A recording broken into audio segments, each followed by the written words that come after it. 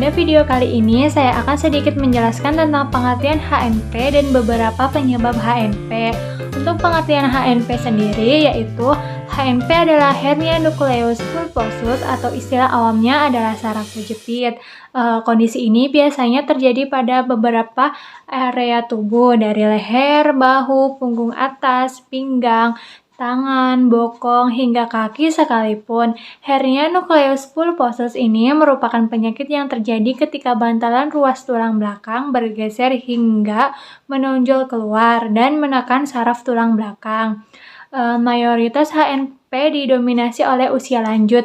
Namun, seiring dengan kemajuan teknologi dan tuntutan pekerjaan, saraf kejepit sudah menyasar ke orang-orang muda yang masih produktif dan aktif. Dan beberapa faktor risiko yang dapat membuat Anda memiliki risiko tinggi alami HNP adalah berat badan berlebih, genetik atau keturunan, pekerjaan seperti mendorong, mengangkat, menarik beban berat, postur tubuh, berkendara dalam waktu lama, banyak duduk dan kurang aktif, serta merokok. Cedera atau pernah jatuh dari saat olahraga ataupun pernah mengalami kecelakaan kendaraan bermotor, osteoporosis, tumor, dan infeksi pada tulang belakang juga bisa menyebabkan HNP. Mungkin itu saja pengertian dan penyebab HNP. Selanjutnya akan dilanjutkan dan dijelaskan oleh teman saya.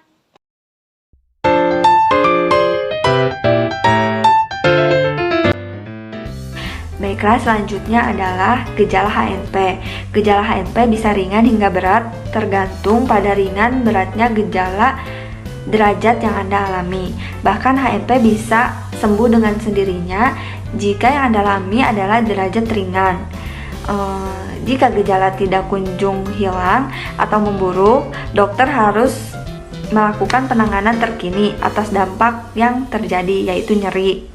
Jika bantalan tulang yang bergeser tidak sampai menjepit saraf, gejala yang akan muncul mungkin hanya nyeri ringan dan mungkin sama sekali tidak ada gejala. Tetapi jika bantalan saraf bocor hingga menjepit saraf, gejala yang akan muncul akan bervariasi dari nyeri berat hingga kelumpuhan. Dan gejala tersebut akan muncul tergantung pada lokasinya. HNP leher atau servikal, gejalanya yang akan muncul seperti nyeri dari leher hingga bahu, dari lengan hingga ujung jari, dan nyeri seperti kesemutan, nyeri seperti terbakar, nyeri kebas atau baal dari lengan hingga ujung-ujung jari hingga tidak bisa menggenggam. Nyeri pada pinggang hingga bokong atau hingga salah satu tungkai disebabkan oleh HNP yang terjadi pada area lumbal. Jika terjepit sudah saking parahnya, bisa mempengaruhi buang air kecil, buang air besar, kelumpuhan, dan disfungsi ereksi. Hal tersebut bisa terjadi dikarenakan tidak mendapat penanganan dini yang tepat. Nah, gejala-gejala tersebut bisa memperparah pada saat malam hari, pada saat berjalan, pada saat berdiri, dan pada saat duduk terlalu lama.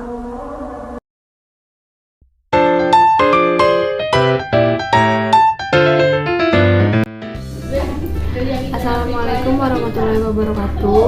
Perkenalkan, nama saya Nisha Yunamira dengan NIM 201FI03082. Di sini saya akan menjelaskan tentang cara pencegahan HNP atau saraf kejepit. Yang pertama, berolahraga secara rutin. Cara ini dapat memiliki otot-otot penopang tulang belakang yang kuat dan stabil. Yang kedua, ada postur tubuh yang benar, misalnya saat mengangkat benda berat, duduk, juga dapat peran penting yang dapat mengurangi tekanan pada tulang belakang. Lalu yang ketiga, berat badan yang ideal. Itu juga sangat penting agar tidak membebani berbagai sendi, terutama tulang belakang. Lalu yang keempat, ada kenakan seatbelt saat berkendara agar terhindar dari kecelakaan whiplash.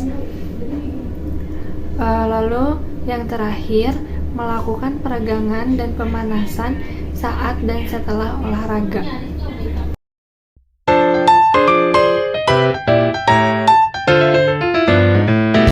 Baik, di sini saya akan mencoba menjelaskan cara pengobatan saraf kejepit tanpa operasi atau dengan menggunakan metode bekam.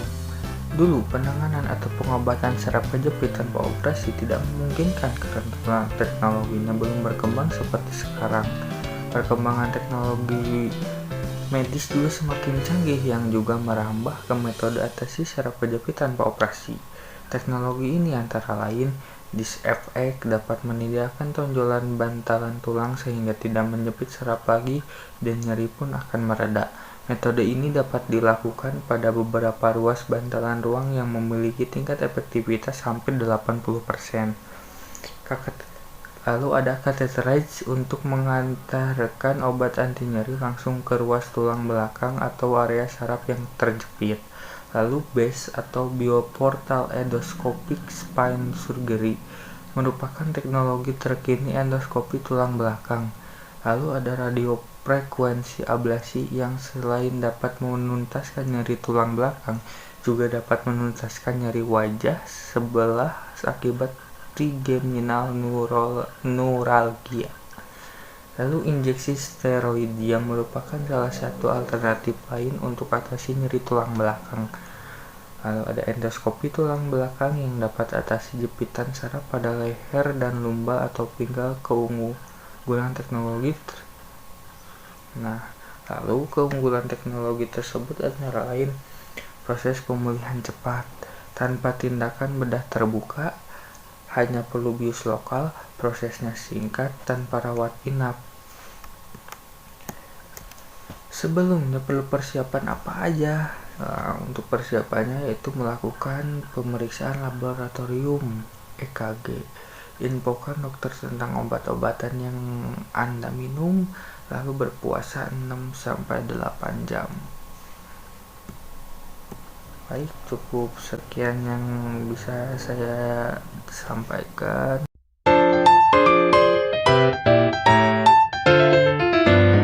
Oke, kita sekarang sudah ada di langkah-langkah untuk bekam.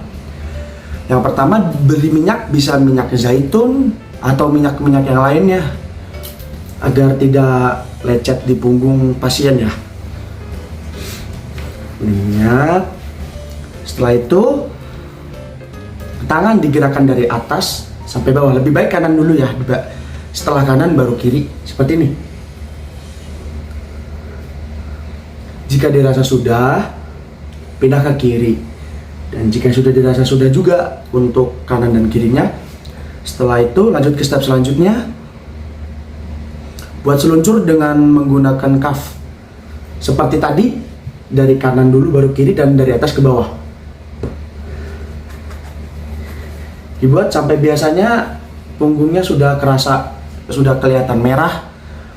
Kalau sudah kelihatan merah, baru bekaman pertama setelah 1 menit, selama 1 menit. Misal di sini titiknya, bekam selama 1 menit. Jika sudah, bekaman kedua itu 5-9 menit. Setelah cabut bekaman pertama, setelah itu bekaman kedua 5-9 menit. Jika sudah, beri titik-titik di daerah bekaman dengan pisau. Seperti di garis-garis ya, di garis-garis.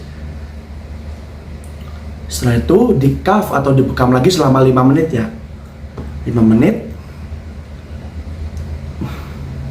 Ditunggu hingga menjadi gel, yaitu darah yang mengeras dan tidak keluar lagi dari daerah-daerah bekaman. Setelah selesai, cabut dan dibersihkan menggunakan tisu di alat cuff dengan di daerah bekamannya. Setelah itu, di cuff lagi sampai keluar plasma-plasma bening atau cairan-cairan putih. Habis itu langsung dicabut, kita bersihkan lagi di cuff dengan daerah bekaman.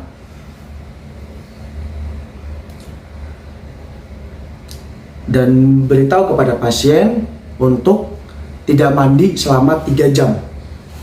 Oke, video selanjutnya kita akan memberikan di mana titik-titik bekam ya. Titik bekam bisa di ubun-ubun.